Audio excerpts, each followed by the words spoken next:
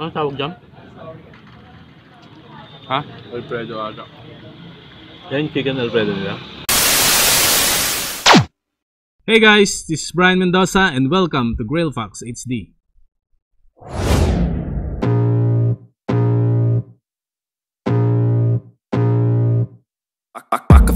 Hello guys, nandito nga pala kami sa Gimba, Nueva Ecija ngayon. Nabalitaan namin kasi na may mag-o-open na coffee shop dito, kaya dumayo kami. Yon, so hapon na kaming nakarating, kaya medyo madilim na. Good naman para malamig. Yan yung pangalan ngayon ng coffee shop. Coffee Dusk ang pangalan niya. So, tignan natin yung mismong loob niya.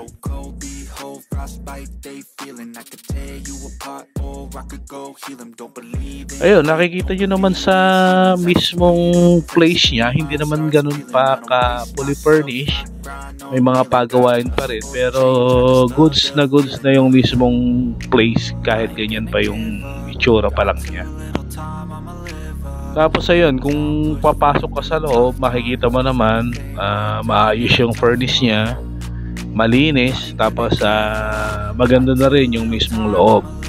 Nga pala, aircon yung mismong place nila.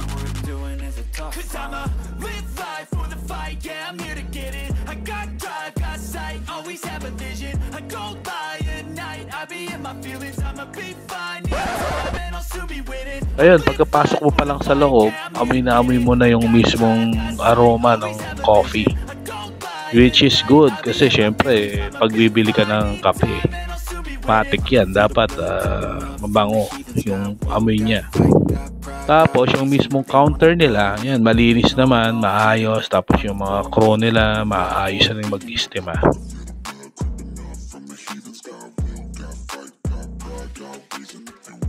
Ayun, bali yung piniprepare ng barista nila is cappuccino na small lang naman, pero makikita mo naman na may skills talaga siya. Alam yung ginagawa and precise. Yun, tapos ang bango ng mismong amoy ng mismong kape pa lang, hindi pa natitikman niya, napakabango niya na. Ayun, so makikita naman natin yung pagdi-drip ng mismong coffee, tapos sasamahan na yun ng milk na piniprepare niya nga, tapos pagkatapos na de-designan.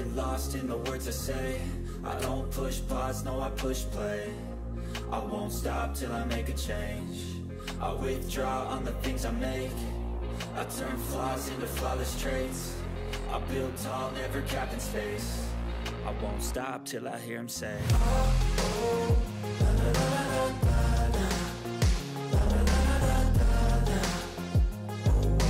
Ayan, nakikita nyo naman kung paano design na. Tapos, kaya pagkatapos niya, serve niya na. Ang ganda. Maayos rin.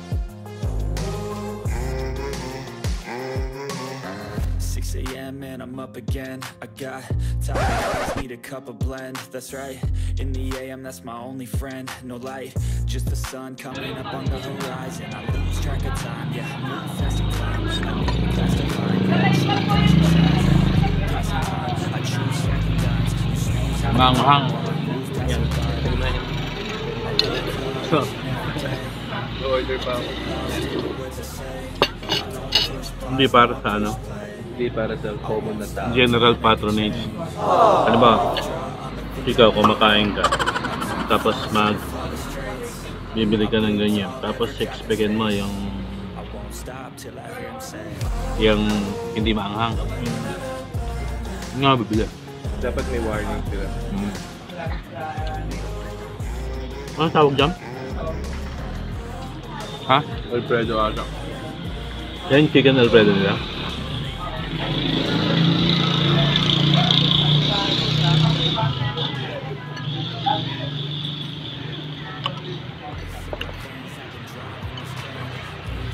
Yung ano nila, yung parang mojos, meron ba sila nun? Meron din. May mojos sila. Meron. Orderin mo yung may mojo.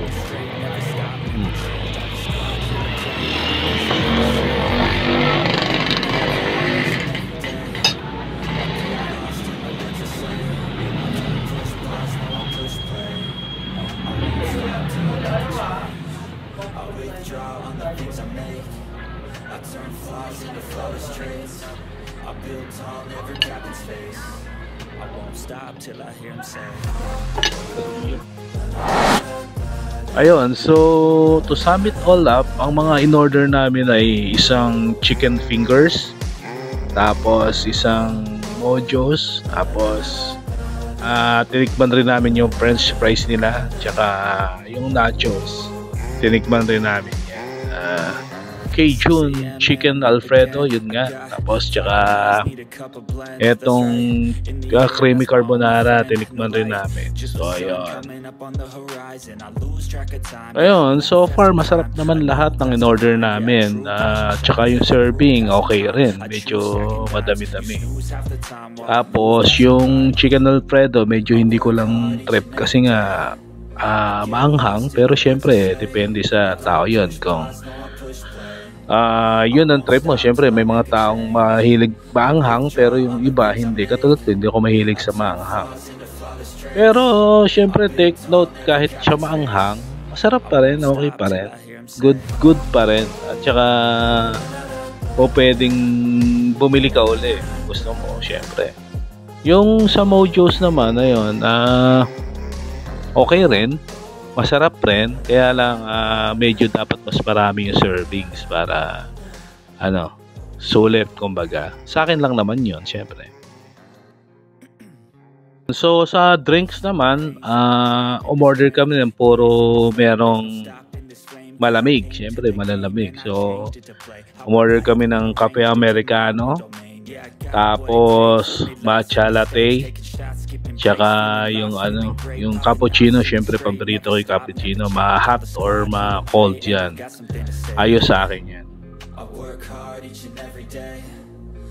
Natikman ko rin yung americano nila, hindi naman nagkakalayo, masarap rin yung americano. Okay, tsaka for a price of 95 pesos, mura na yon.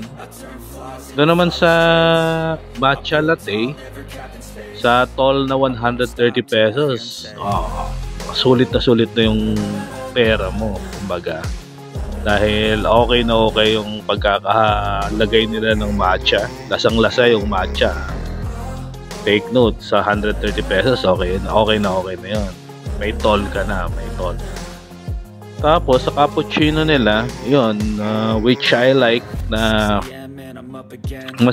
masarap siya, amoy pa lang, ayos na. Ito think na soft opening pa lang nila, no? Ayun, so kung susumahin natin, worth bang bumalik sa Coffee Dusk at umorder uli, o balik-balikan mo, yun. So ang pinaka verdict ko rito, kahit dayuhin mo, ayos na ayos to, kasi unang-una yung price nila affordable. Tapos masasarap rin yung serving, masarap, tsaka madami yung serving ng mga pagkain nila, like yung sa creamy carbonara nila, yung mga in-order nga namin. Tapos nila, yung chicken fingers, yan, masarap rin siya talaga, marami kasi, tsaka masarap yung pagka-timpla nila. Tapos yung mismong nachos, napakadami. Nakikita nyo naman yung kinakain naming nachos ngayon, yun, sa 129 pesos, yan ang makukuha mo. Parang isang basket na malaki na siya na makakain mong nachos. Marami ring sahog, maraming meat, puno rin ng cheese. So ayos. Patok na patok sa amin yan, masarap. Ayan, tsaka value for your money. Pwede ka nang pumunta sa Coffee Dusk. Basta nasa Game ba Nueva Ecija ka, syempre dadayuhin mo lang yan. Parang nasa gilid lang siya ng ng Municipal Hall ng Game ba. Yun, pinakamaganda niyan, dayuhin nyo, puntahan nyo, at bumila kayo, syempre, para malaman nyo rin yung sinasabi ko. Hanggang sa muli, like, share, and subscribe sa aking channel. God bless.